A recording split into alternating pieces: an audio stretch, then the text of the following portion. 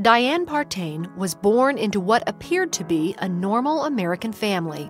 Everybody that would look at my family would always feel like, oh, what a wonderful family, you got such a cool mom, such a cool dad. It looked so normal and so happy. Underneath all that, there wasn't a day that went by that I didn't live in intense fear, intense darkness and loneliness and isolation. From the time Diane was 3 years old, she was raped by a male family member. She never told anyone out of fear of retribution, which grew worse as she got older. It caused me intense fear. I felt like love from a man, affection from a man did nothing but hurt.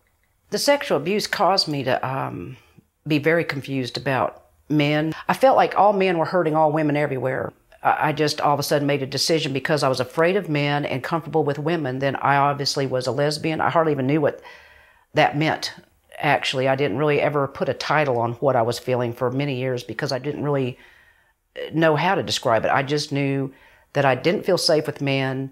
I did feel safe with women, and I wanted to be with a woman. I didn't like who I thought I was. I didn't feel normal. I didn't fit in. I felt like if people knew who I was and what I was, they would hate me, that they would look down at me. And because of that, I started doing, like in high school, I started doing amphetamines. I started smoking pot. I started turning to all kinds of drugs just to numb that feeling that I was having inside, the feeling of like the fear of rejection.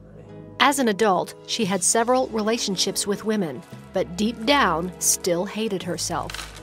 The first thing on my agenda would be to just find some drugs, start using, and all I did from sun up to sundown was just try to stay high, just try to use as much drugs as possible. In a desperate attempt for attention, Diana slashed her wrists. Even when the paramedics came, they looked at my wrist and they go, this looks like a person that didn't really want to kill themselves, but is just angry and confused and just asking for help. And I looked at the paramedics and I told them, I don't really want to die. I just can't continue to live the way I am. The physical wounds healed, but the emotional scars remained. A new co-worker sensed her despair and persuaded Diane to come to church. Diane did, and asked Jesus Christ into her life. She rejected her homosexual lifestyle and stopped doing drugs. But it wasn't long until she was back to her old addictions. The self-hate ran so deep that one Sunday morning, Diane found herself begging God to end her life.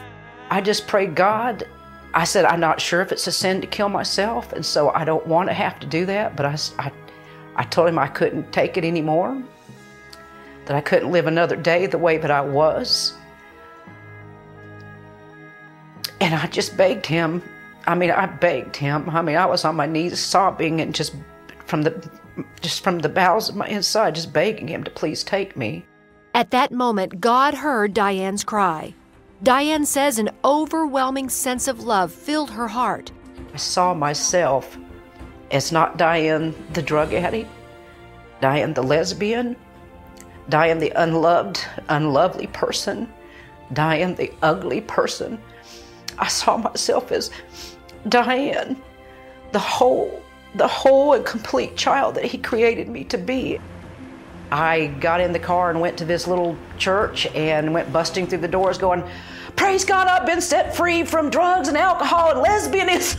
And I was, they let me get up and share my testimony right away. They received me in love. Diane's friend from work taught her to read the Bible and get involved in church.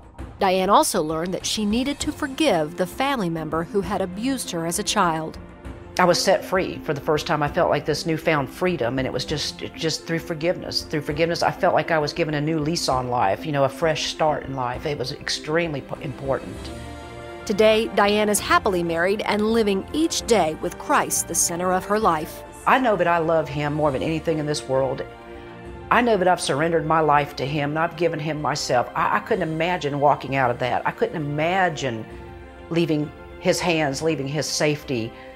Just knowing that God, the creator of this universe, that spoke everything into his existence, is my dad. He's my papa, and he loves me, and I love him. And there's nothing in this world that can compare to that. Nothing.